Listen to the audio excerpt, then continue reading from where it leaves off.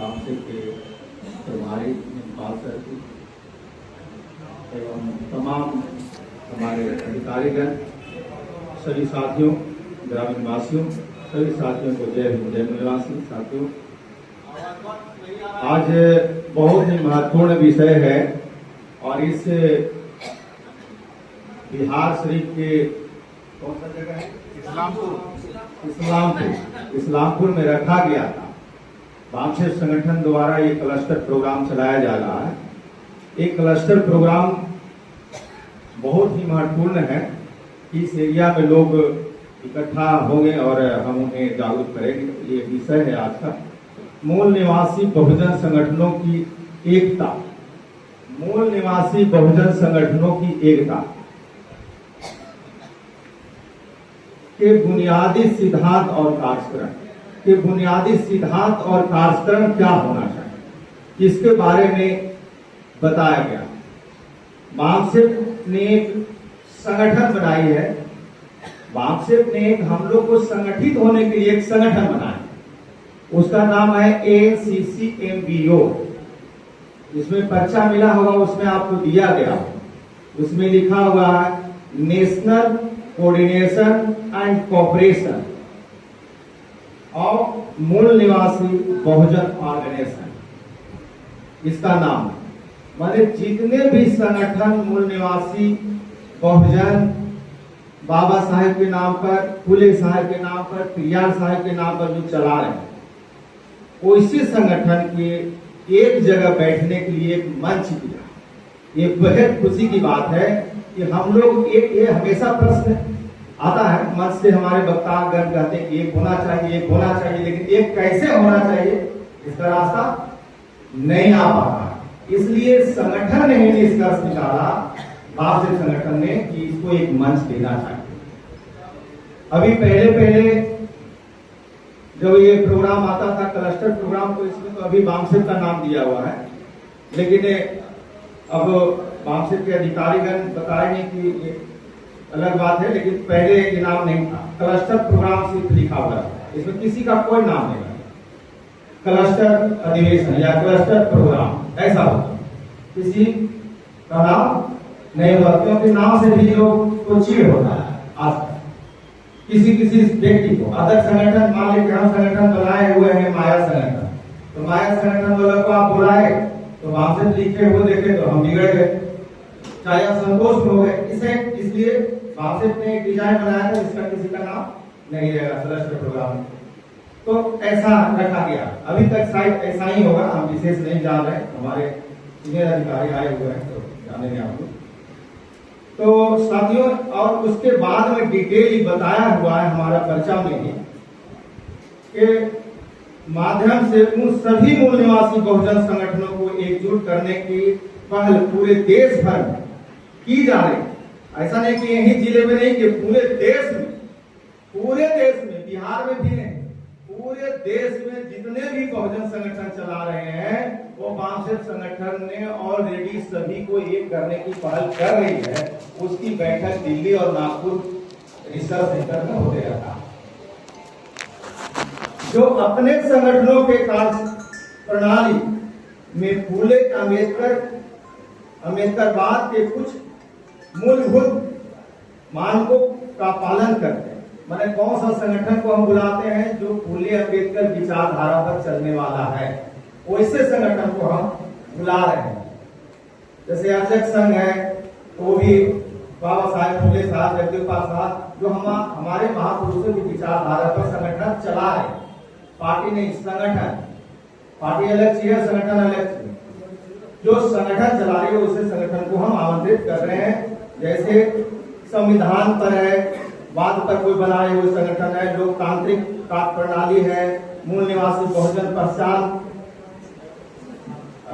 समन्वय सहयोग की भावना का स्वीकार और नायक पूजा का बहिष्कार करता है। मतलब वो नायक पूजा का, व्यक्तिवाद का बहिष्कार करता है। उसी संगठन को हम लोग एकत्रित कर रहे हैं।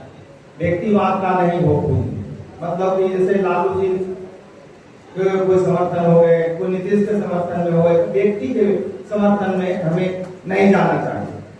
हमारे एक साथी अभी बताए कि ऐसा नहीं है कि हम कहीं भी एक जगह संगठन बना ले गांव में और पूरे हम भारतवर्ष का कल्याण कर दें, ऐसा संभव नहीं है। मैंने हम इस विचार से सहमत नहीं है, क्योंकि ऑलरेडी जब तक पूरे लोग नहीं लगे तब तक ये संभव नहीं है। क्योंकि हमारे महापुरुष बाबा साहब से भी ज्यादा कोई पढ़ा लिखा व्यक्ति नहीं हुआ, तो वैसे व्यक्ति को भी हम एक साथ मैंने अकेले को नहीं कर पा, एक जगह नहीं कर पा, लेकिन उनके हाथ में ताकत था कि 6,743 जात में से कुछ जात को निकाल करके लगभग मानिए कि 6,000 जात को SC/ST OBC 3 पर ला करके खड़ा कर, अब खड़ा कर दिए, हम एक नहीं कर रहे हैं, तो ये हमारी अज्ञानता। तो ऐसे हम कैसे एक जगह करें, इसके लिए ऑलरेडी कोई व्यक्ति नहीं कर सकता, कि क्लियर हो चुका। तो व्यक्ति नहीं कर सकता है, इसलिए संगठन बामसेट ने निकाला है कि हम NCC MBO के तहत हम एक करेंगे। ऐसे मंच का प्रयोग करके हम पूरे देश में एक मुहिम चलाएंगे और पूरे को एक जगह हम संगठित करेंगे और पूरे को हम एक साथ करेंगे।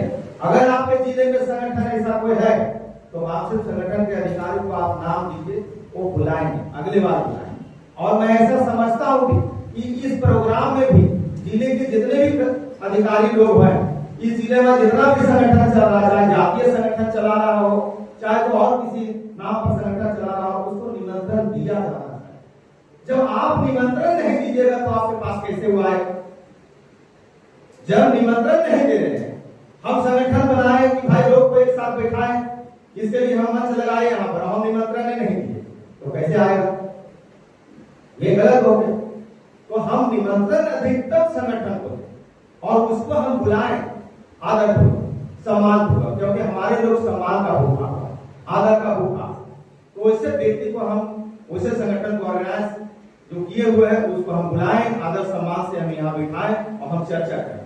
करने की बात साथ साथ जो हमारे NCC MBO जो चल रहा है उसमें भी हम उसको शामिल करेंगे, हम उनके साथ चर्चा करेंगे।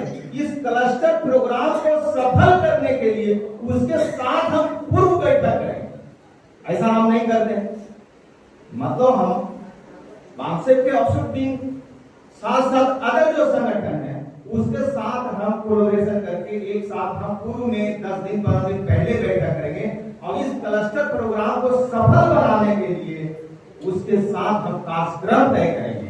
कैसे कैसे हम कार्यक्रम को आगे बढ़ाएंगे, कैसे उनको भी लगेगा कि हमको भी भार मिला है, हमको खाना के भार मिला, हमको पानी के भार मिला, हमको हॉल के भार मिला, हमको लोगों को लाने की भार मिला है, हमको लोगों को समझाने की भार मिला। तो उनके अंदर भी एक खुशी की लहर दौड़ेगी कि हम एक साथ हैं। मतलब जब साथ साथ चलने की बात होती है तो साथ साथ वर्क करने के भी भार होना चाहिए। अगर साथ साथ वर्क करने की भार आप नहीं देते हैं तो वो समझेगा कि हमारे साथ दुर्व्यवहार। ये तो सब अपने मंच लगाता है, अपने बेडशीट बिछाता है, अपने कुर्सी लगाता है और हम लोग के बोलता है और बैठा देता है आगे और ये अपने बोलता है, हमको सुनाता है। ये है मामला हमारे समाज में। जब थोड़ा बहुत सीख करके अगर लोग आगे आया है तो उसके अंदर बोलने की कुवत हो, काट चुका। क्या बोलेगा, सही बोलेगा कि नहीं बोलेगा, लेकिन ये जरूर है उसके अंदर कि हम बोले तो बुलाओ, खूब बोला। 2 दिन का कार्यक्रम रखें, एक दिन से सबको क्यों नहीं होता कोई बात। 2 दिन का कार्यक्रम ऐसे मासिक लगाती है, 4-4 दिन का कार्यक्रम लगाती है, जरा होता और खूब होता। उसके बाद में निष्कर्ष पर हम पहुंचते हैं कि हमारे उद्देश्य क्या, हमारा कैसा सिद्धांत होना है, हम किस उद्देश्य पर काम करें, इसके लिए हमें पहल करते रहना है।